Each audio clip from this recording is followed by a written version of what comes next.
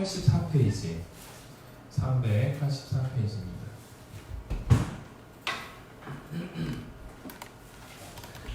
사사기 13장 1절부터 20절까지의 말씀 제가 봉독해 올리도록 하겠습니다. 이스라엘 자손이 다시 여호와의 목전에 악을 행하였으므로 여호와께서 그들을 40년 동안 블레셋 사람의 손에 넘겨주시니라. 소라 땅의 단지파의 가족 중에 마누아라 이름하는 자가 있더라. 그의 아내가 임신하지 못함으로 출산하지 못하더니 여호와의 사자가 그 여인에게 나타나서 그에게 이르시되 보라, 내가 본래 임신하지 못함으로 출산하지 못하였으나 이제 임신하여 아들을 낳으리니 그러므로 너는 상과 포도주와 독주를 마시지 말며 어떤 부정한 것도 먹지 말지니라. 보라, 내가 임신하여 아들을 낳으리니 그의 머리 위에 삭도를 내지 말라. 이 아이는 태에서 나옴으로부터 하나님께 바쳐진 나실인이 됨이라. 그가 블레셋 사람의 손에서 이스라엘을 구원하기 시작하리라 하시니 이에 그의 여인이 가서 그의 남편에게 말하여 이르되 하나님의 사람이 내게 오셨는데 그의 모습이 하나님의 사자의 용모 같아서 심히 두려움으로 어디서부터 왔는지를 내가 묻지 못하였고 그도 자기 이름을 내게 이르지 아니하였으며 그가 내게 이르기를 보라, 내가 임신하여 아들을 낳으리니 이제 포도주와 독주를 마시지 말며 어떠한 부정한 것도 먹지 말라. 이 아이는 태에서부터 그가 죽는 날까지 하나님께 바쳐진 나실인이 되리라 하더이다 하니라. 마누아가 여호와께 기도하여 이르되 주여 구하옵나니 주께서 보내셨던 하나님의 사람을 우리에게 다시 오게 하사 우리가 그 낳을 아이에게 어떻게 행할지를 우리에게 가르치게 하소서 하니 하나님이 마누아의 목소리를 들으시니라. 여인이 밭에 앉았을 때에 하나님의 사자가 다시 그에게 임하였으나 그의 남편 마누아는 함께 있지 아니한지라. 여인이 급히 달려가서 그의 남편에게 알리어 이르되 보소서, 전일에 내게 오셨던 그 사람이 내게 나타났나이다 하매 마누아가 일어나 아내를 따라가서 그 사람에게 이르러 그에게 묻되 당신이 이 여인에게 말씀하신 그 사람이니까 하니 이르되 내가 그러라 하니라. 마누아가 이르되 이제 당신의 말씀대로 되기를 원하나이다. 이 아이를 어떻게 기르며 우리가 그에게 어떻게 행하리이까? 여호와의 사자가 마누아에게 이르되 내가 여인에게 말한 것들을 그가 다 삼가서 포도나무의 소산을 먹지 말며 포도주와 독주를 마시지 말며 어떤 부정한 것도 먹지 말고 내가 그에게 명령한 것은 다 지킬 것이니라 하니라.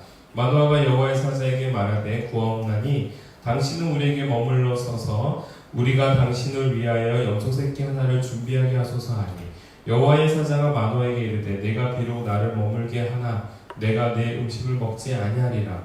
번제를 준비하려거든 마땅히 여호와께 드릴지니라 하니 이는 그가 여호와의 사자인 줄을 마누아가 알지 못함이었더라. 마누아가 또 여호와의 사자에게 말하되 당신의 이름이 무엇이니까 당신의 말씀이 이루어질 때에 우리가 당신을 존귀 여기리라 하니 여호와의 사자가 그에게 이르되 어찌하여 내 이름을 묻느냐? 내 이름은 기묘자라 하니라. 이에 마누아가 염소 새끼와 소재물을 가져다가 바위 위에서 여호와께 드리매 이적이 일어난지라. 마누아와 그의 아내가 본즉 불꽃이 제단에서부터 하늘로 올라가는 동시에 여호와의 사자가 제단 불꽃에 휩싸여 올라가지라. 마누아와 그의 아내가 그것을 보고 그들의 얼굴을 땅에 대고 엎드리니라. 아멘. 원래 뒤에 부분까지 원래 다 읽으면 좋은데 그 부분은 조금 이따가 읽도록 하겠습니다. 오늘 사사기 13장의 말씀을 가지고요. 여호와의 영이 그를 움직이시다. 여호와의 영이 그를 움직이시다 라는 제목으로 함께 은혜를 나누도록 하겠습니다. 여호와의 영이 그를 움직이시다. 제가 대지를 안 전했나요? 그렇구나. 저거만 놓고서 안 전했구나.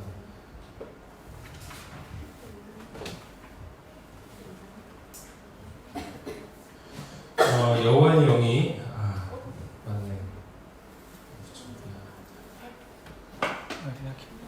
미안해. 다리 다친 사람한테.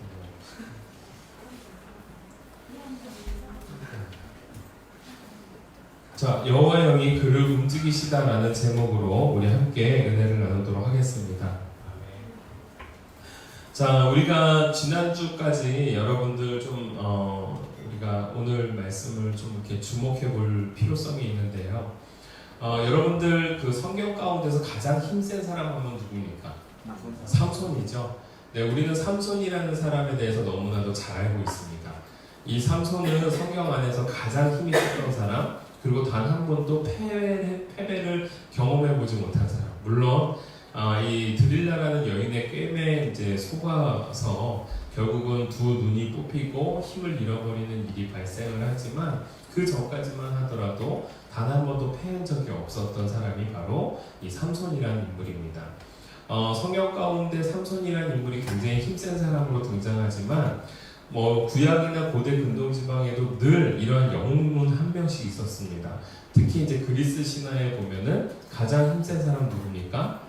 네, 헤라클레스죠. 이 허큘레스가 가장 힘이 셌기 때문에 그 사람에 대해서, 헤라클레스에 대해서 많은 사람들이 동경을 했고 그 힘과 그 능력들을 사람들이 신적인 의미로 많이 칭송했습니다. 성경 안에서도 마찬가지겠죠. 이 삼손이라는 인물은 아주 위대한 인물, 힘이 셌던 인물, 더불어서 예전에 이제 그 초대교회 때는 이 삼손이라는 인물을 마치 예수님처럼 비유를 했습니다. 힘있고 능력이 있던 분, 하지만 나중에 힘을 잃어버리고 결국은 연자맷돌을 매지만 그것이 이제 나중에 예수님이 십자가에 달려 돌아가시는 모습, 이렇게 해서 삼손을 예수님과 좀 약간 비교하는 모습들을 보여줬습니다. 근데 그건 사실은 엄밀히 말하자면 성경적인 건 아닙니다.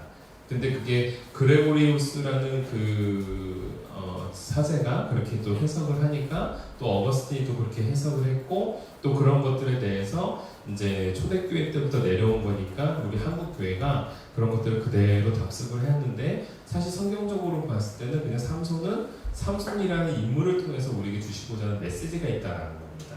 그 메시지는 우리가 일전에 제가 사사기를 통해서 여러분들에게 많이 전달을 해드렸는데요. 간단하게 말씀을 드리자면 삼손이라는 인물을 통하여 하나님께서 여기서 주시고자 하는 메시지는 삼손이 처음부터 힘을 가지고 태어난 것이 아니다라는 겁니다.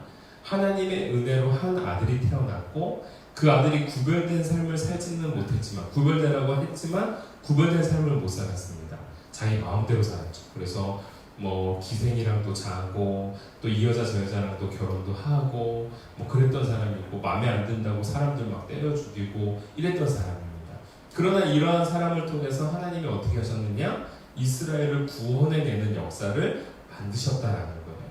그래서 그가 여자의 꿰매에 빠져서 결국은 두 눈을 뽑히게 되어지고 힘을 잃어버리게 되었지만 마지막에 하나님 앞에 어떻게 기도합니까? 마지막으로 내 기도를 들어주사 나에게 능을 주시어 이 기둥을 쓰러뜨려 이곳에 있는 모든 블레셋과 함께 죽게 하소서 해서 결국은 두 기둥 사이에서 힘을 쭉 냈더니 기둥이 무너지고 그 안에 있었던 수많은 블레셋 사람들이 다 한꺼번에 죽게 되어지죠. 그래서 결국은 성경 맨 마지막에 삼손에 대해서 뭐라고 표현하냐면 이가 살았을 때 블레셋 사람을 죽인 것보다 그가 죽어서 죽인 사람이 더욱 많더라 라는 말씀으로 그가 블레셋에서부터 이스라엘을 구원해낸 희생을 통해서 구원해낸 용사였다, 사사였다라는 것을 증명해주는 부분입니다. 이해되시죠? 근데 제가 성령이라는 본문의 말씀을 우리가 지금까지 계속 가지고 왔습니다. 그래서 성령의 말씀을 가지고 우리가 성령 안에 회복되어야 되고 성령님을 우리가 기대하자, 소망하자 하면서 계속해서 했는데 그래서 사실은 제 초점이 삼손을 향해 가고 있었습니다.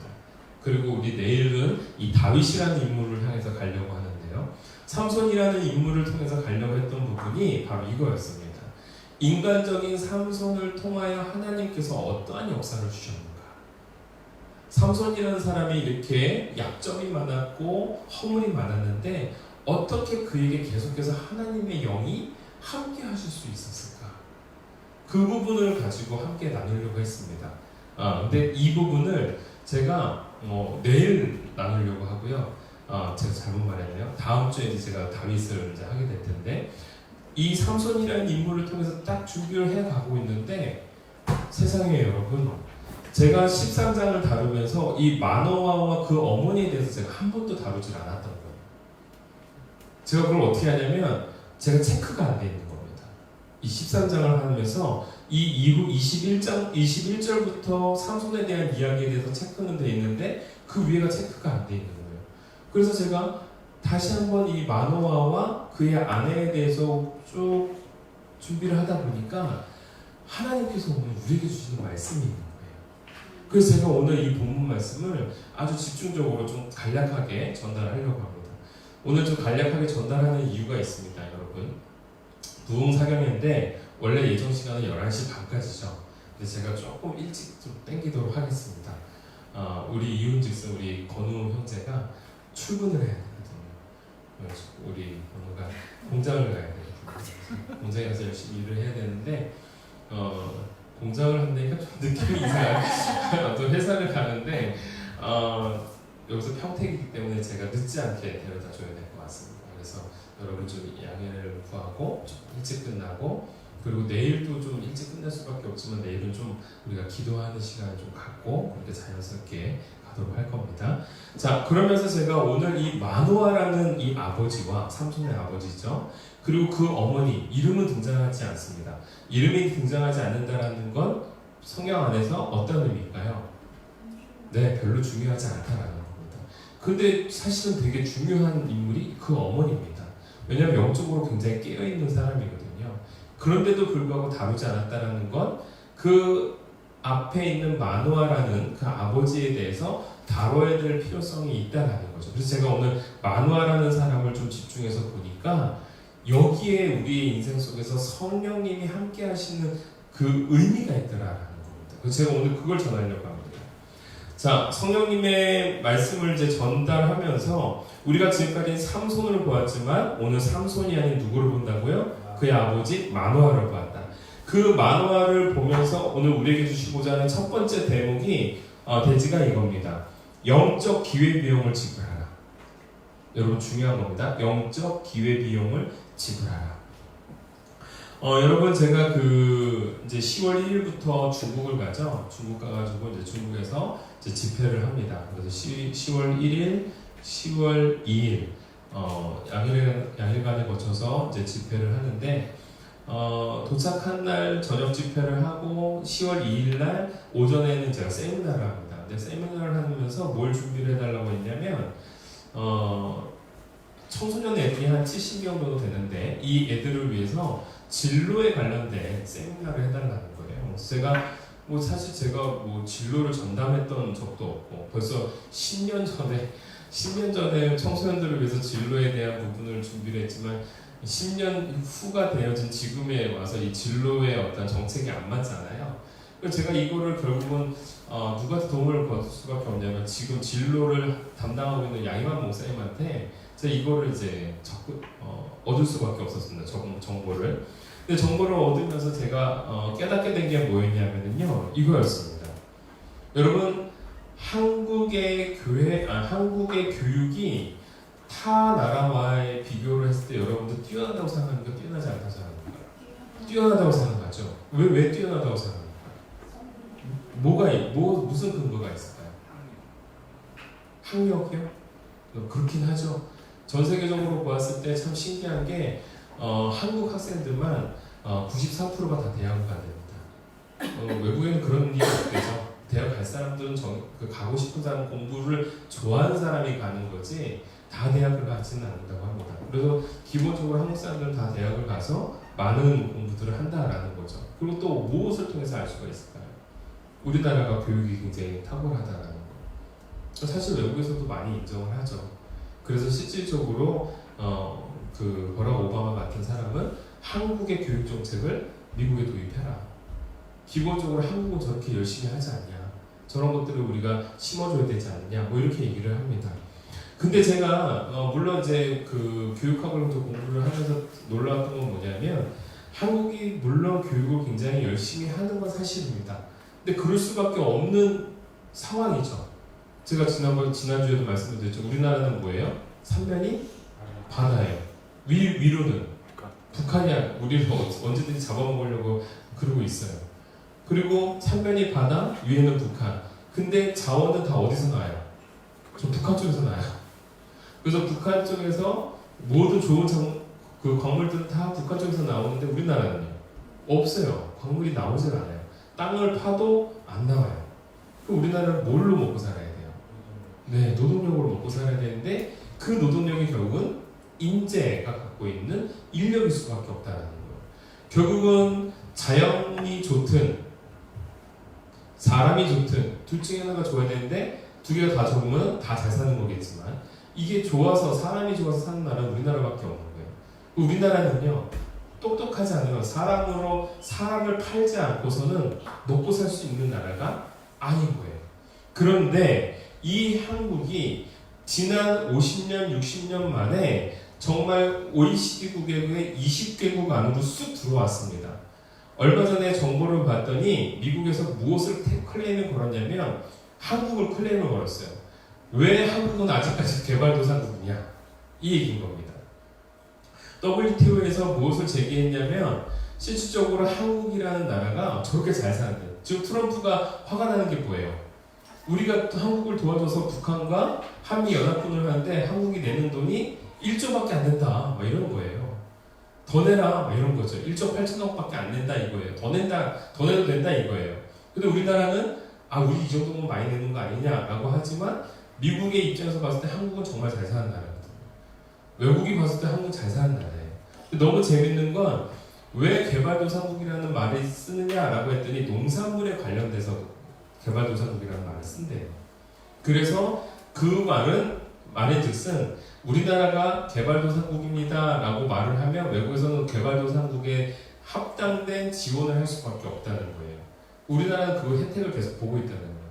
사실은 우리나라는 얼마만큼 잘 살아요? 전 세계적으로 11번째로 잘 산대요.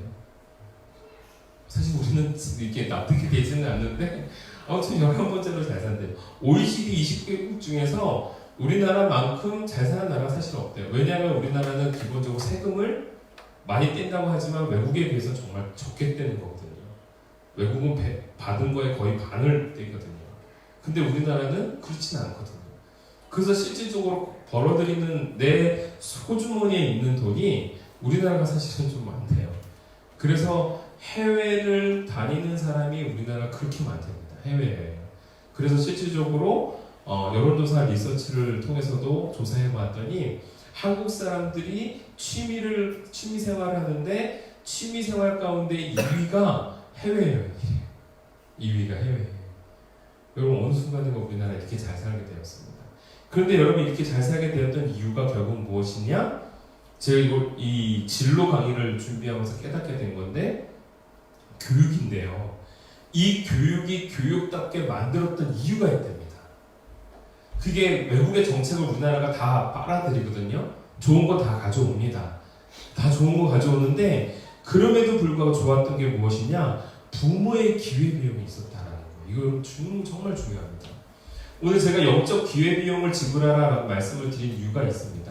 한국 교육의 가장 선두주자를 내세울 수 있었던 이유가 누구냐? 부모였다는 겁니다. 부모. 여러분 저는 이게 우리나라를 살렸고 한국교회를 살려나가는 이유가 되는구나라는 걸 제가 깨닫게 되었습니다. 지난주에 제가 말씀을 드렸었죠. 내가 이렇게까지 되기까지는 우리 아버지와 어머니의 기도가 있었다.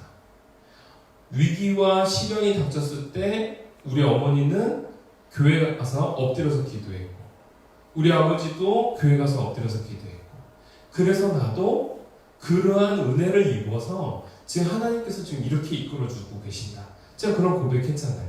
근데 여러분 이게 비단 영적인 것뿐만 아니라 한국적인 교육적 상황에서도 수많은 부모들이 그들의 삶을 자신에게 찾아올 수 있는 기회들을 포기하고 이거를 없애버리고 자녀들에게 새로운 기회를 주기 위하여 무던히 애썼더라라는 겁니다.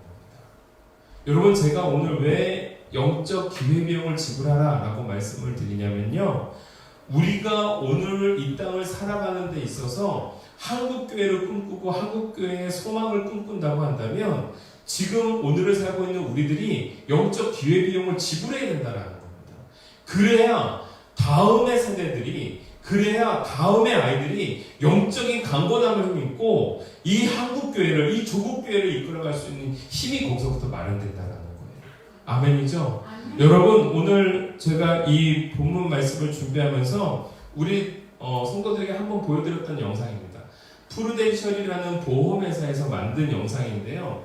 거기에 부모가 갖고 있는 생각이 드러나요. 미리 좀 말씀을 드리자면요. 부모는요. 자기에게 찾아오는 기회비용을 쓰려 하지 않아요. 오히려 그 기회를 누구에게 주려고 해요? 자녀에게, 다음 세대에게. 자기가 그걸 희생하는 겁니다. 그런데 여러분, 그게 지금의 이 땅, 그게 지금의 한국교회를 만들어냈다는 거예요. 제가 이걸 깨달았습니다. 함께 좀 잠깐 보도록 하시죠.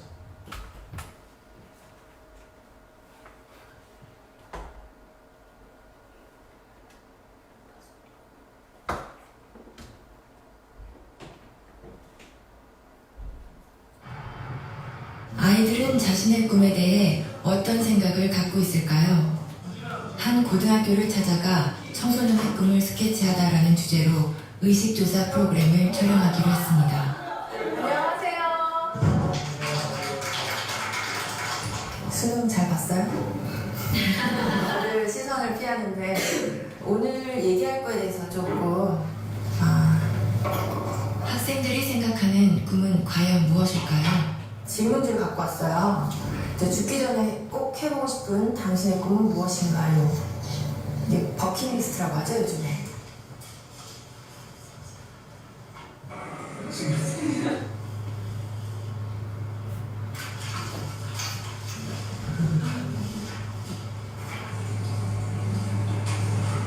학교 운동장에 농사 짓기?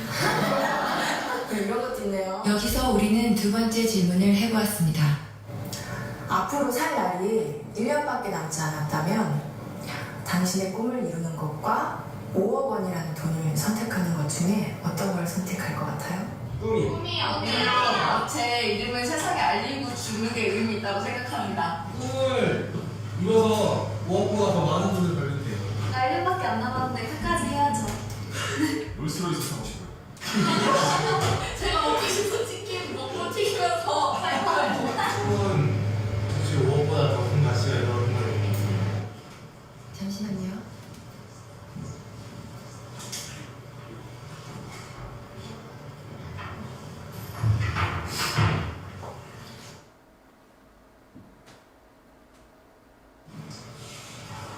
우리 온 가족이 함께 모여서 멕시코도 좀 거라한데서 좀 해보고 싶고 하고 싶은 게 너무너무 많지요. 아들이랑 둘이 배낭여행 한번 가고 싶어요. 마치 투어? 아들이랑?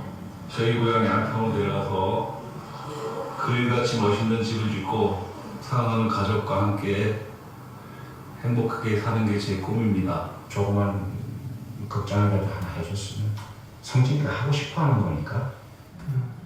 많은 추억이나 또 집사람한테 그동안 못해준 거 그런 것만 생각나더라고요. 가족과 함께 여행을 하는 게 제 꿈입니다.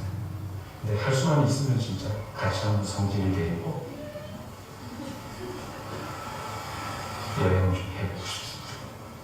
구석에 친구들랑 만나보고 싶어요. 맥주 한잔 마시고 싶어요. 여기 하자.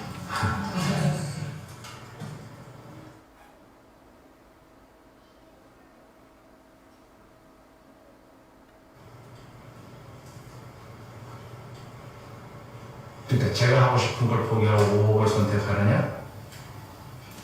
지금 같으면 5억을 선택하겠습니다. 결론적으로 돈을 선택해서 주는 게 좋겠죠.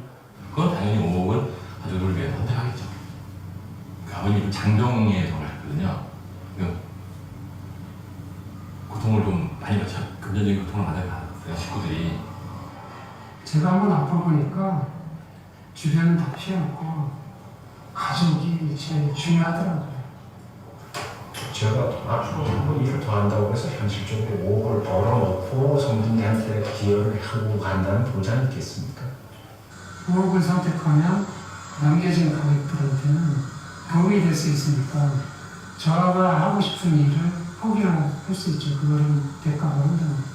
구체적인 얘기를 한다면 아들이 이제 뭐 자기가 생활하는 뭐 사회생활하는데 기초자금이라도 뭐 될 수 있었으면 좋겠고 저뿐만 아니라 모든 부모들 똑같은 생각을 갖고 있을 것 같은데요. 그렇죠. 저는 아빠고 가장이니까. 아버지들의 꿈은 아이들의 꿈과는 조금 달랐습니다. 자신의 꿈보다 가족을 가장 먼저, 가장 많이 생각하는 가장이라는 이름의 아버지.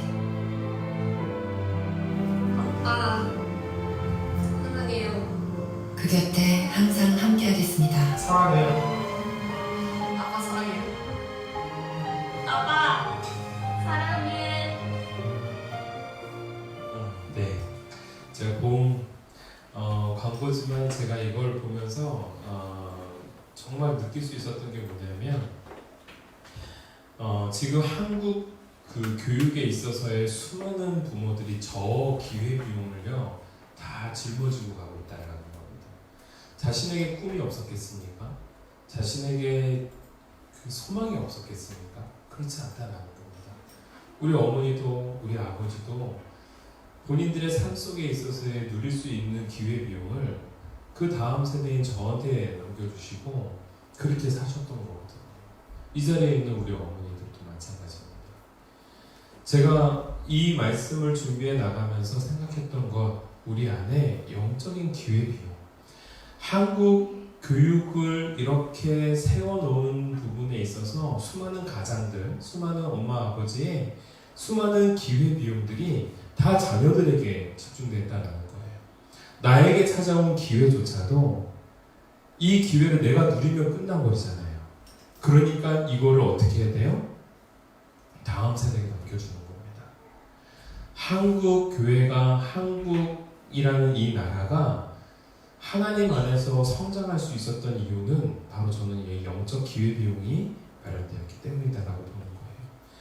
오늘 저와 여러분들이요, 오늘 이 본문 말씀을 보면서 하나님이 주목하시는 사람이 저는 삼손인 줄 알았는데 13장 말씀을 보면서 하나님이 주목하는 사람은 삼손이 태어날 밭이 되어지는 그 엄마였고요.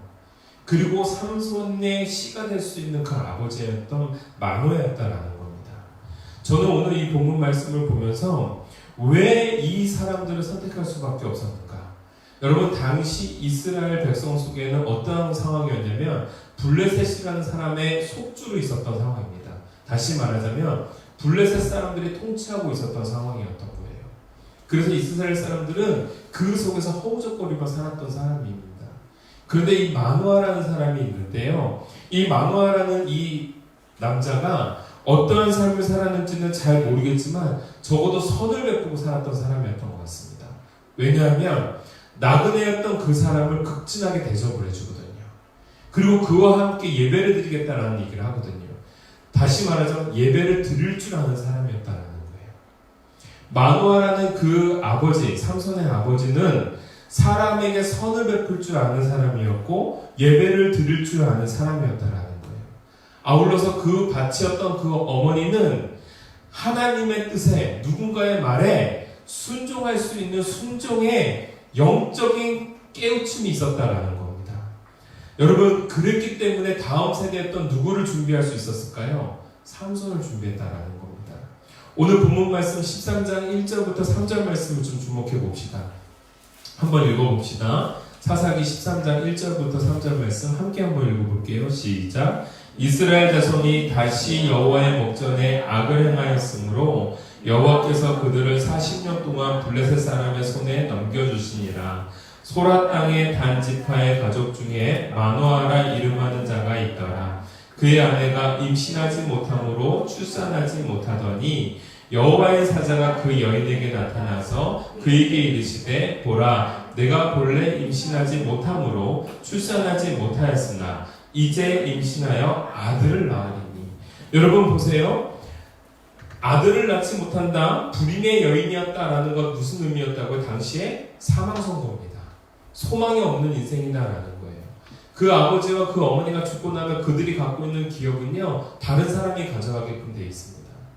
그래서 그들은요, 자신들의 삶이 다음으로 이어질 수가 없는 삶이었던 거예요. 다시 말해서 소망이 없던 삶이었다라는 거예요. 절망과 같은 삶이었다라는 겁니다. 죽음과 같은 삶이었다라는 겁니다. 그런데 그러한 그들에게 누가 찾아와 주셨어요? 여호와의 사자가 찾아와 주셨다라는 겁니다. 여러분, 여호와의 사자가 그냥 찾아왔겠습니까? 저는 그렇게 보지 않습니다. 그 수많은 땅 속에서 하나님 앞에 바로 서려고 애쓰고 있는 마노아라는 사람과 그 아내를 바라봤던 겁니다. 그리고 그에게 찾아왔던 겁니다. 여러분, 단이라는 지역이 어느 지역입니까? 블레셋이 살고 있는 지역입니다. 그리고 가장 영적으로 타락한 지역입니다. 여러분, 그 속에서, 즉 지중해 좌측 남단에 있었던 곳이죠. 그곳에 있는데 그곳은 곡창지대입니다. 지금으로 우리나라로 따지자면 마치 전라도와 같은 지역입니다. 바닷가 인접해 있고 해양생물들도 많고 수산물들도 많고 무역교육도 활발하고 그리고 게다가 곡창지대. 그랬기 때문에 무엇보다도 영적으로 타락한 지역일 수밖에 없었는데 그러한 지역에서 누가 있었다고요? 마노아가 있었다고요. 그 마노아가 예배를 드릴 줄 아는 사람이었고 선을 베풀 줄 아는 사람이었다라는 겁니다. 그리고 그에게 찾아와서 오늘 여호와의 사자가 요구했던 건 뭐예요? 바로 나시린과 같은 삶을 살기를 요구했다라는 겁니다. 13장 7절 말씀이에요. 이 여인이 이렇게 얘기합니다. 그 아내가요. 그간에게 이르기를 보라 내가 임신하여 아들을 낳으리니 이제 포도주와 독주를 마시지 말며 어떤 부정한 것도 먹지 말라. 이 아이는 태에서부터 그가 죽는 날까지 하나님께 바쳐진 나시린이 됨이라 하더이다 하니라. 여러분, 오늘 이 말씀을 삼손에게 주는 거예요? 아니면 그 엄마에게 주는 거예요? 그 엄마에게. 여러분, 중요한 겁니다. 삼손이 나시린이 되기 위해서 누가 그 작업을 해야 될까요? 네, 엄마가요. 엄마가 임신하여 아들을 낳기 전에 무엇을 거부해야 될까요? 포도주와 독주를 거부해야 되는 겁니다. 무엇부터 해야 될까요? 엄마부터 부정한 것을 먹지 말아야 되는 겁니다. 무엇부터 해야 될까요? 지금 애가 배에 들어서지도 않았는데 그 배에 들어서기까지 이 배안을 어떻게 해야 될까요? 정결하게 해야 되는 겁니다. 누가 준비되어야 되는 건가요? 네, 여러분, 삼손이 준비되기 위해서는 그 엄마가, 그 아버지가 먼저 준비되어야 된다는 겁니다. 사랑하는 성도 여러분, 오늘 이 말씀이 들어갈 때에 영적 기회비용, 그 부모가 먼저 영적으로 하나님 앞에 기회비용을 드릴 수 있는 사람이 되어야 된다는 거예요. 여러분, 교육만 우리가 헌신하는 게 아니다라는 겁니다. 영적으로 하나님 앞에 헌신하는 엄마, 아버지가 되어줘야 되고 영적으로 우리가 헌신되어져 나가는 저희들이 되어졌을 때 다음 세대가 소망이 있는 겁니다. 여러분, 삼손이요, 이렇게 엄마와 아버지가 결단을 갖고 이렇게 잉태해서 키워냈지만 삼손이 그렇게 살던가요? 우리가 잘 알지만 13장이 지나가고 14장으로 넘어가면서 여러분, 놀라운 사실이 벌어집니다. 우리가 아까 전에 읽지 못하였던 부분 한번 좀 읽어봅시다. 13장 21절이요. 21절부터 마지막까지 한번 보도록 합시다. 여호와의 사자가 마노아와 그의 아내에게 다시 나타나지 아니하니 마노아가 그제야 그가 여호와의 사자인 줄 알고 그의 아내에게 이르되 우리가 하나님을 보았으니 반드시 죽으리라 하니 그의 아내가 그에게 이르되, 여러분, 아내가 굉장히 똘똘합니다. 여호와께서 우리를 죽이려 하셨더라면 우리 손에서 번제와 소제를 받지 아니하셨을 것이요 이 모든 일을 보이지 아니하셨을 것이며 이제 이런 말씀도 우리에게 이르지 아니하셨으리이다 하였더라. 여러분, 굉장히 지혜로운 여인인 거죠. 하나님께서 우리 예배를 받으셨기 때문에 우리는 괜찮다, 우리의 사명을 감당하면 된다, 이 얘기를 전하고 있는 겁니다. 그랬더니 그 여인이 아들을 낳음에 그 이름을 무엇이라? 삼손이라 하니라. 그 아이가 자라매 여호와께서 그에게 복을 주시더니. 여러분 보세요. 삼손이 자랐는데 삼손이 잘했다는 소식은 하나도 없습니다. 그냥 일방적으로 하나님이 어떻게 해요? 아이에게 복을 주시는 거예요. 누구의 영적 기회비용이 이 안에 자질이 잡았을까요? 네, 마노아와 그 아내의 영적 기회비용이 그 사랑하는 아들 삼손에게 하나님께서 복으로 덮어주시더라고요. 여러분, 놀라운 것은요, 25절이에요. 소라와 에스돌 사이의 마하네단에서 여호와의 영이 그를 움직이기 시작하셨더라. 아멘. 여러분 삼손을 누가 움직이신다고요? 여호와 하나님의 영이 그를 움직이신다라는 거예요. 성령님이 그를 움직이신다라는 거예요. 여러분 그러니까 우리가 기도해야 될까요? 안 해야 될까요? 해야 되는 겁니다. 부모가 영적 기회비용을 자녀들에게 줘야 되는 겁니다. 우리 안 먹고 또 안 입고 안 쓰고 안 써서 모아가지고 자녀에게 자꾸 기회비용을 주잖아요. 교육적인 기회비용을 주잖아요. 그런데요. 영적으로는요. 여러분 우리가 그거 쌓아가야 됩니다. 자녀를 위해서 내가 하나님 앞에 영적 기회비용을 갖고 써야 되는 겁니다. 그걸 드려야 되는 겁니다. 하나님 앞에 기도해야 되는 거예요. 준비되어야 되는 겁니다. 우리가 준비되어져 나갈 때에 비로소 우리 사랑하는 자녀 다음 세대에게 하나님의 복이 임하는 겁니다. 여러분 오늘 삼손이요 그렇게 복을 받았는데 14장이요 14장 1절이요 1절 2절이요 어처구니없는 일이 벌어집니다. 하나님의 영이 임했습니다. 나시린의 삶을 살았습니다. 그랬더니 그 삼손이 이러한 짓을 행합니다. 함께 있습니다. 시작. 삼손이 딥나에 내려가서 거기서 블레셋 사람의 딸들 중에 한 여자를 보고 올라가서 자기 부모에게 말하여 이르되 내가 딥나에서 블레셋 사람의 딸들 중에서 한 여자를 보았사오니 이제 그를 맞이하여 내 아내로 삼게 하소서 하매. 여러분 지금 삼손이 어떻게 하고 있습니까? 여러분 하나님의 영이 임하셔가지고요 지금 그 삼손에게 지금 이스라엘 백성을 구원해내게 하기를 원하시는데요. 삼손이 지금 어디에 마음을 빼앗기냐면요. 여자에게 마음을 빼앗깁니다. 그러면 부모의 의도대로 된 거예요? 안 된 거예요? 안 된 거죠. 마노아와 그의 아내가 그렇게 나시린으로서 준비되어지는 과정을 분명히 했을 텐데 자신의 뜻대로 움직이지 않는 겁니다. 근데 여러분 여기에서 우리가 또 한 가지 놀라운 거는요. 4절 말씀이에요. 함께 한번 읽습니다. 시작. 그때에 블레셋 사람이 이스라엘을 다스린 까닭에 삼손이 틈을 타서 블레셋 사람을 치려 함이었으나 그의 부모는 이 일이 여호와께로부터 나온 것인 줄 알지 못하였더라. 여러분 부모의 기대는 맞지 않는데 지금 누구의 기대대로 가고 있는 거예요? 여호와 하나님의 뜻대로 가고 있는 거예요. 여러분 그래서 우리가 소망이 있는 겁니다. 내 자녀가 내 뜻대로 되지 않아요. 내 자녀가 내 뜻대로 뭔가 이루어지지 않아요. 다음 세대가 소망이 없을 것 같아요. 마치 불임한 여성처럼 소망이 없는 삶을 사는 것 같아요. 내 미래가 아득해요. 그런데 오늘 내가 하나님 앞에 영적 기회비용을 드렸을 때에 여호와의 영이 우리의 삶 가운데 찾아와 주시사 내가 알지 못하는 크고 비밀한 하나님의 놀라운 계획들이 내가 알지 못하는 곳에서 이루어지고 있다는 것입니다. 여러분 이게 우리가 이 땅에서 하나님을 예배해야 되는 이유가 되는 거예요. 저는 여기에 소망이 있다고 보는 겁니다. 내 눈에 보았을 때는 아득합니다. 이 부모가 보았을 때 삼손은요 빌어먹을 것처럼 보이는 거예요. 내가 너를 어떻게 키웠는데. 근데 여러분 그 속에 누구의 계획이 있다고요? 하나님의 계획이 있다고요. 하나님의 영이 임했다고요. 여자를 탐닉하는 그 아이에게 하나님의 영이 함께하더라라는 겁니다. 여러분 너무 놀랍지 않습니까? 여러분 저와 여러분들이 이 말씀을 가지고 우리가 그러한 삶을 살아가기를 간절히 소원합니다. 오늘 저와 여러분들이 기도해야 될 것은 하나님 내가 이 땅의 다음 세대들을 위하여 무릎 꿇는 아비가 되게 하여 주시옵소서. 어미가 되게 하여 주시옵소서. 내 배에서 잉태되어지는 아이가 하나님 앞에 하나님의 뜻대로 인도되어 나가는 또 한 명의 나시린이 되게 하여 주시옵소서. 여러분 우리가 그러한 소망을 갖고 살아갈 때에 오늘 하나님께서 일궈 나가시는 놀라운 기적의 역사가 우리 가운데 임할 줄 믿습니다. 저는 오늘 이 말씀을 준비하면서요 참 여러 가지가 오버랩이 되는 겁니다. 우리 교회를 놓고 내가 무엇을 놓고 기도해야 될 것인가. 여러분 놀랍게도 우리 청년들을 놓고 제가 기도 제목 하나하나씩 놓고 기도합니다.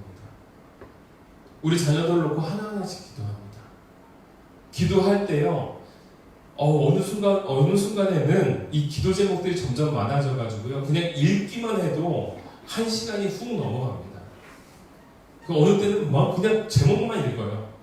제목만. 나중에는 여러분 이렇게 기도할 것 같아요. 예를 들면 이럽니다. 예를 들면 진주를 놓고 기도를 하면 진주를 위한 기도 제목이 기본적으로 5개가 깔려요. 쭉쭉 제가 원하는 기도 제목들이 있습니다. 일단은 돈을 많이 벌게 해주세요. 애 많이 낳게 해주세요. 이런 기도 제목들이 있습니다. 근데 여러분 이런 기도 제목들이 있는데 그런 기도 제목 속에서 이 아이가 요구했던 기도 제목들이 있어요. 아버지가 건강하게 해주세요. 우리 보석이가 하나님의 아들로 잘 자라게 해주세요. 등등. 그 다음에 성균이가 온전한 예배자로 세워지게 해주세요. 이런 이제 기타 제목들이 나와요. 그러면 한 사람당 기도 제목들이 보통 8개가 되어져요. 8개, 9개, 많으면 10개. 근데 이 짧은 사람은요, 좋은 거예요. 왜냐면 잘 살고 있는 거예요. 누가 잘 살고 있는지 알아요? 여보세요? 누가? 우리 어머니 제일 잘 살고 계세요. 근데 여러분 참 재밌는 거요. 기도 제목이 많아지면 많아질수록 그 사람을 위해서 해야 될 기도 제목이 많은 거예요. 그리고 뭐가 있냐면 이 사람에 대해서, 이 성도에 대해서 마음이 계속 쓰여지고 있다는 겁니다. 나쁜 건 아닙니다. 근데 여러분 그렇게 기도를 하다 보니까 한 사람을 놓고 기도하면은요 1개, 2개, 3개, 4개, 5개, 6개, 7개, 8개 이렇게 기도가 되니까 우리 교회가 어찌됐건 30명이 좀 넘거든요. 그 사람들 놓고 하나하나씩 기도하면은요 시간 훅 갑니다. 나중에는요 이걸 내가 뭐하나 싶기도 해서 이름 어쨌든 속전속결 여러분들 아시죠? 이름 얘기하고 하나님 아시죠? 넘기고 이름 얘기하고 하나님 아시죠? 넘기고. 근데 여러분 그래도 30명이면요 훅 지나갑니다. 여러분 기도를 왜 우리가 이렇게 해야 될까요? 영적 기회비용을 우리가 지불하는 겁니다. 여러분 이거 없이 우리가 다음 세대 어떻게 꿈꿉니까?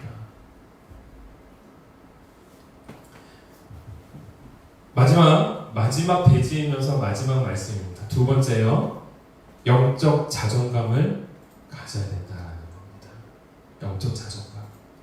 여러분 이것도 또한 진로강이랑 또 연결이 되는 부분입니다. 우리 학생들을 가만히 살펴보니까요. 여러분들 학생들이요. 지금 꿈이 없잖아요. 그렇죠? 우리 제 조카들도 보니까 꿈이 없어요. 야, 이거 꿈을 찾아주는 게 정말 중요하겠구나 라는 생각을 합니다. 제가 뭘 해야 될지 몰라요. 근데 우리 학생들이 대부분 뭐는 갖고 있냐면 대학은 가야겠다라고 생각을 하고 있어요. 그리고 대학은 가야 되는데 대학을 가서가 중요할까요? 대학을 졸업하고 나서가 중요할까요? 졸업하고 나서가 더 중요합니다. 대학은 4년 공부하는 거고요. 대학 졸업하고 난 다음부터는 뭐 해야 되는 거예요? 평생 살아야 되는 거예요. 그래서 우리 어른들이 옛날에 학생들 보면서 좋아했던 말이 늘 부러워했던 게 뭐예요? 와, 내들은 방학이 있어서 좋겠다. 근데 우리 학생들은 뭐예요? 빨리 졸업하고 싶다. 이거거든요. 졸업하고 나면 뭐예요? 아, 학생 때가 좋았구나. 이걸 깨닫게 되잖아요. 근데 여러분 중요한 게 뭐냐면 우리가 졸업하고 난 다음에 누구를 만나느냐가 결정되는 거예요. 그게 신기하더라고요. 보세요. 저는요 어렸을 때부터 목사가 되는 게 꿈이었습니다. 그래서 목사가 되면서 제가 기도했던 게 뭐냐면 하나님, 힘들고 아파하고 괴로워하는 성도들이 우리 교회에 와서 힘을 얻고 회복되어지게 해주세요 라는 게 제 어렸을 때의 기도 제목이었어요. 제가 미처 생각하지 못했던 건 돈 많이 버는 사람이 와줬으면 하는 기도를 했어야 되는데 힘들고 어렵고 소외받고 하나님의 은혜가 필요한 사람이 찾아와서 은혜를 얻게 해달라고 했더니 정말 그런 사람들만 오는 거예요. 기도 잘못하는 거죠. 강남 가서 교회 개척하게 해주시고 뭐 이렇게 했어야 되는데 왜 그러지 못했을까? 근데 여러분 그러고 나니까 제가 만나는 사람이 다 누구예요? 여러분들이에요. 성도들이에요. 너무 공교롭게도 아픔이 있는 거예요. 그 안에서 뭔가 회복이 있어야 될 사람들인 거예요. 저는 거기에 대해서 사명이 불타오르는 거예요. 왜? 내가 그렇게 꿈꿔왔던 사람들이니까요. 내가 만나는 사람들이니까요. 여러분 열심히 공부해가지고 치과 의사가 되면은요, 그분들은 나중에 제가 치과 의사를 직접 들은 겁니다. 이분들이 하셨던 말씀이 이거예요. 내가 치과 의사를 하면서 얼마나 많은 사람을 봤을까요? 그런데 저 놀랐던 게 뭐냐면요. 그분의 답이 그거예요. 사람의 얼굴을 제대로 본 적이 없습니다. 제가 지금까지 봤던 건 수많은 이빨만 봤습니다. 여러분 치과 의사가 됐더니요. 사람 얼굴을 대면해 본 적이 없는 거예요. 계속 뭐예요? 아세요? 자, 아세요? 자, 눈 감지 마시고 아세요? 그러면서 해가지고 계속 그거만 하는 거예요.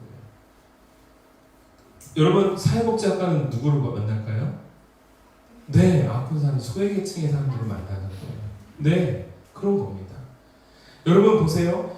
결국은 사람이 대학을 졸업하고 나면 또 내가 진로를 결정하고 나면 그 다음에 누구를 만나는지가 결정이 되더라고요. 그쵸? 그 사모님은 누구를 만나요? 맨 아픈 사람만 만나는 거죠. 그쵸? 그렇잖아요. 결국 그렇게 만나게 되더라고요. 근데 여러분 중요한 게 제가 그 과정 속에서 우리 아이들이 왜 학교 생활을 그러면 제대로 못하고 있나, 왜 꿈을 못 찾고 있나 라는 것을 가만히 살펴보니까 그 아이들에게 있어서 무엇이 지금 문제가 되냐면요, 자존감이 문제가 있더라는 거예요. 자존감. 이거는 이제 현장 속에서 있는 거니까요. 양희만 목사님이 해주셨던 말씀인데요. 이런 게 있습니다. 아이들이 친구를 만날 때요. 친구를 만날 때 어떤 모습으로 만나냐면은 1차원적으로 내가 갖고 있는 좋은 모습을 만나게 된다고 합니다. 이렇게 다. 그러면서 만약에 교제가 일어나게 되어지면 우리 아이들은 어떠한 생각을 하면 그러한 모습만 계속 보여준다는 거예요. 근데 자기에게는 이런 모습도 있고 저런 모습도 있고 다른 모습도 있잖아요. 근데 그 다른 모습들을 친구들에게 보여줄 수가 없는 거예요. 왜? 그걸 한번 보여줬더니 어떻게 되냐면 트러블이 일어나거든요. 예전에는 트러블이 일어나도 한바탕 치고받고 싸우고 그러면 끝났는데 지금 트러블이 일어나면 어떻게 될까요? 등지는 겁니다. 둘 중에 한 사람은 왕따가 나는 겁니다. 둘 중에 한 사람은 소외를 당하는 겁니다. 그러니까 아이들이 뭐를 하냐면요. 자기와 이 아이가 만나서 좋은 모습을 가졌으면 그 좋은 모습만 계속 보여주는 거예요. 자기에게 다른 이면이 있음에도 불구하고 감추는 겁니다. 그럼 나중에 어떻게 되는 모습이 될까요? 자기가 왜곡된 모습으로 아이들을 만나게 되는 거예요. 그래서 요즘에 아이들에게 제일 중요한 게 뭐냐면 베프가 중요한 겁니다. 저는 베프가 왜 중요한, 많이 사귀다 보면은 그 중에 나랑 맞는 애가 저는 베프가 됐는데 지금은 많은 아이들을 사귀다 보니까 생기는 게 베프가 아니라 나를 보호하기 위해서 베프가 필요하더라고요. 이게 지금 잘못됐다는 게 아니라 달라진 교제 방법이더라라는 겁니다. 근데 그게 왜 생기냐고요? 자존감이 없어서요. 자기에 대해서 드러낼 수 있는 용기와 자기에 대해서 드러냈다 하더라도 그걸 수용할 수 있는 힘이 없더라라는 겁니다. 그러니까 조금만 턱 건드리면 자존심 상해하는 거예요. 자존감의 또 다른 반대말이요, 자존심입니다. 자존감이 낮은 사람이 뭐예요? 자존심 드러나고요. 자존감이 낮은 사람들이 자존심 때문에 화를 일으키는 거예요. 제가 그걸 보면서 무슨 생각이 들었냐면 오늘 이 본문 말씀 속에요. 이 마노아라는 사람이에요. 여러분 이 마노아라는 사람이 지금 아내 그 하나님의 사자가 누구를 찾아왔어요? 아내를 먼저 찾아왔어요. 마노아를 찾아온 게 아닙니다. 아내에게 먼저 얘기를 했고요. 아내가 그 얘기를 하니까 그 다음에 마노아가 했던 게 뭐냐면 나한테 얘기하지 않았는데 이렇게 얘기하는 게 아니라요. 마노아가 그 상황 속에서 어떻게 하냐면요. 하나님 앞에 기도하더라고요. 이게 중요합니다. 8절 말씀이에요. 이게 마지막입니다. 함께 읽습니다. 시작. 마노아가 여호와께 기도하여 이르되 주여 구하옵나니 주께서 보내셨던 하나님의 사람을 우리에게 다시 오게 하사 우리가 그 낳을 아이에게 어떻게 행할지를 우리에게 가르치게 하소서 하니. 여러분 이게 바로 마노아의 영적 자존감입니다. 하나님의 사자가 자기를 찾아오지 않았다서 빈정상한 게 아닙니다. 하나님의 사자가 자기를 찾아오지 않아서 내가 너를 의심한다라고 하는 게 아닙니다. 오히려 그 상황 속에서 하나님의 뜻을 더욱더 분별하기 위하여 더욱더 하나님의 뜻을 깨닫게 하기 위하여 어떻게 한다고요? 기도했다라는 거예요. 여러분 우리가 지금까지 함께 기도하는 이유가 바로 뭐예요? 우리 안에 영적 자존감을 세워나가는 과정인 겁니다. 하나님을 만나는 방법을 찾는 겁니다. 여러분, 이 과정이 있을 때에 비로소 우리는 하나님 안에서 영적 자존감이 세워져 나가는 진짜 성도가 되는 거고요. 그리고 하나님 안에서 우리가 영적 기회비용을 드렸을 때에 우리 다음 세대와 이 교회가 하나님 안에서 온전히 세워져 나가는 건강한 영적 OECD 20개국 안에 들어가는 하나님의 민족이 된다는 거예요. 오늘 저와 여러분들이 그러한 하나님의 사람이 되어지기를 주님의 이름으로 축원합니다. 우리 결단 찬양합시다. 오늘 결단 찬양은요, 제가 오늘 이 곡은 내일 결단 찬양으로 좀 넘기고요. 우리 아까 전에 함께했던 아무것도 염려하지 말라. 오늘 이게 이 찬양하죠. 여러분, 저와 여러분들의 삶 속에 걱정투성입니다. 근심투성입니다. 제가 지난번에도 함께 말씀을 통해서 나누었지만 우리 삶 속에서 내가 조금만 신경을 이렇게 내 삶을 돌아보면 모든 게 다 근심덩어리입니다. 걱정거리입니다. 그런데 여러분, 그때 우리가 해야 되는 방법이 뭐라고요? 엎드려야 되는 거예요. 주님 바라봐야 되는 거예요. 소망해야 되는 거예요. 그리고 그 속에서 하나님이 찾아주시는 길들이 보이더라고요. 해법이 거기서 일어납니다. 여러분, 그래서 오늘 우리가 함께 찬양하고 잠깐 동안 제가 기도하고 마치도록 할 텐데요. 여러분, 우리가 다시금 영적으로 하나님을 노래하면서 우리의 마음을 다잡는 그런 시간이 되었으면 좋겠습니다. 함께 찬양합시다.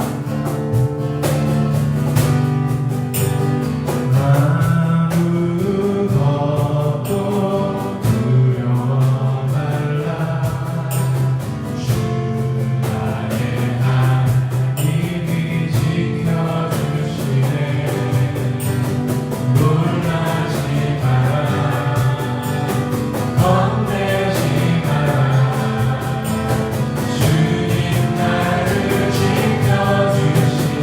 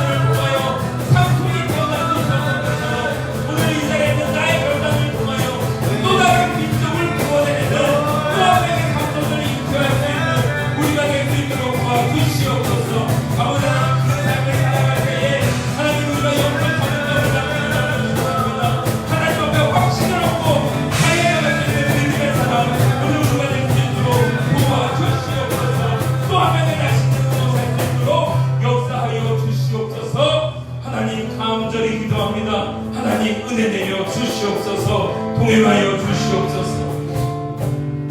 사랑해 주님 감사드립니다.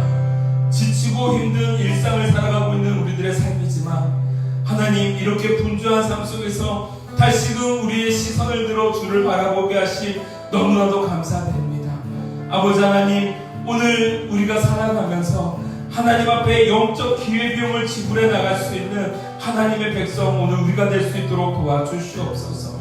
아버지 하나님, 우리 안에서 다시금 하나님의 뜻대로 살아나가기를 간절히 소원해 나갈 때에 오늘 부모의 결단을 통하여 상손이 등장할 수 있었던 것처럼 오늘 이 자리에 있는 우리들을 통하여서 다음 세대가 등장하고 오늘 우리들의 영적 기회비용을 지불함으로 말미암아 다음 세대들이 하나님의 뜻에 따라 주의 영에 따라 움직여 나갈 수 있는 역사가 있게 하여 주시옵소서.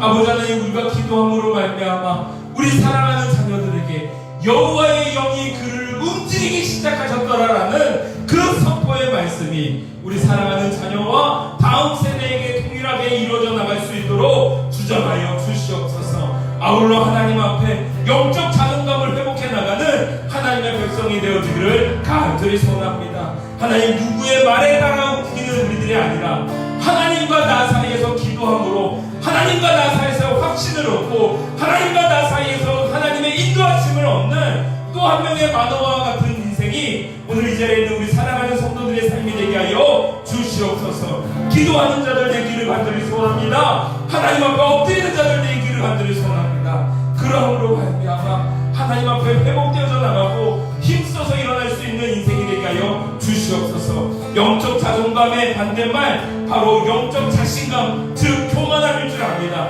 하나님, 우리 안에 교만함 사라지게 하여 주시옵고 어려움이 닥쳤을 때에 먼저 하나님 앞에 무릎 꿇을 줄 알고 머리 숙일 줄 알고 기도할 수 있는 하나님의 사람들, 바로 우리가 될 수 있도록 도와주시옵소서. 간절히 주님께 의탁하며 사랑 많으신 예수님의 이름으로 기도 올려옵니다. 아멘.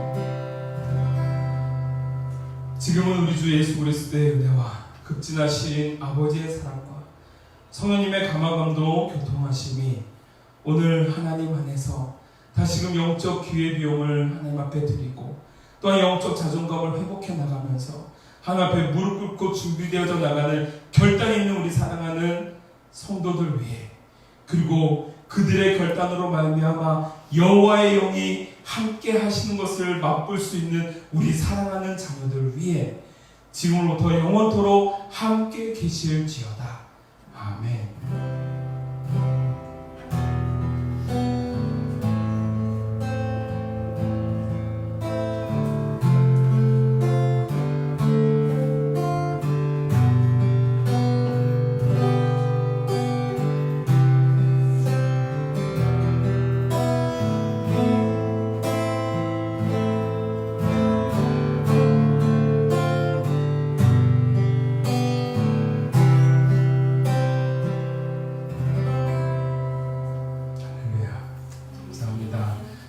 이 밤에 같이 와주셔서 같이 예배드리고 힘을 얻으셔서 너무 감사드려요. 여러분들 조심해서 돌아가시고요. 주차 등록 전도사님께서 좀 해주시도록 하겠습니다. 저는 죄송하지만 먼저 번호를 좀 데리고 먼저 좀 가도록 하겠습니다. 조심히. 네, 헌금은 헌금 바구니에다가 넣어주시면 됩니다. 내일은, 그리고 내일 금요 예배는요 정식 예배 순서대로 진행을 하도록 할 겁니다. 그래서 여러분들 또 준비한 예물 또 하나님 앞에 올리는 시간 갖도록 하겠고요.